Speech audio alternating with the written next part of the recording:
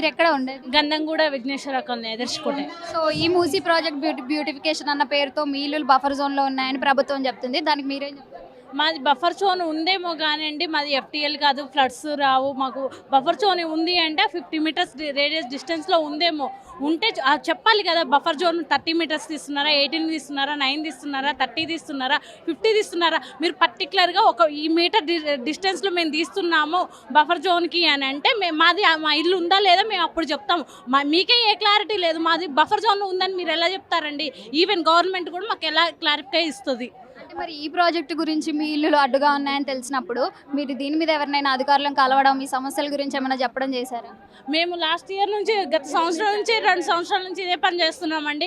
మేము సబితా ఇంద్రారెడ్డి దగ్గర నుంచి, కార్తికేయ రెడ్డి గారి నుంచి, కేటీఆర్ దగ్గర నుంచి మేము ప్రతి ఒక్క బీజేపీ లీడర్కి, తోకల శ్రీనివాసరెడ్డి గారు, బీజేపీ లీడర్స్, బీఆర్ఎస్ లీడర్స్, ప్రతి ఒక్కళ్ళ దగ్గరికి ప్రతి ఆఫీస్ గడప ఎక్కుతున్నామండి. మేము సమాధానం ఏం చెప్తున్నారు అని అంటే, చూద్దాము, వచ్చినప్పుడు చూద్దాము అంతే చెప్తున్నారు. ఇంకా రాలేదు కదా. గవర్నమెంట్ మ్యాప్ అంటూ రిలీజ్ చేసి ఇంతలో పోతుంది, ఇంత వస్తుంది, మేము ఈ రేడియన్స్లో తీస్తున్నాము, ఇంత డిస్టెన్స్లో తీస్తున్నాము అని చెప్పాలి కదండి. బఫర్ జోన్ అంటున్నారు, ఎన్ని మీటర్స్ ఇస్తున్నారు? ఒకసారేమో 10 అంటారు, 9 అంటారు, 18 అంటారు, 30 అంటారు, 50 అంటారు, లేదు కిలోమీటర్ అంటున్నారు. అంటే మరి ఈ ప్రాజెక్ట్లో మీ ఇల్లు అడ్డుగా ఉన్నాయని తెలిసినప్పుడు మీకు ఫస్ట్ నుంచి ఏమైనా నోటీసులు ఇవ్వడం కానీ, వచ్చి చెప్పడం ఏమైనా చెప్పారు కానీ, మార్కింగ్ కానీ మా కాలనీకి ఎటువంటి అఫీషియల్స్ రాలేదు, ఏ గవర్నమెంట్ ఆఫీసర్స్ రాలేదు, ఎవరు రాలేదు. కానీ మా సర్వే నెంబర్స్ ఉన్నాయి. మొన్న ఈనాడులో వచ్చిన లేటెస్ట్ వచ్చిన న్యూస్లో మాత్రం మా సర్వే నెంబర్లు ఉన్నాయి అని వచ్చామండి.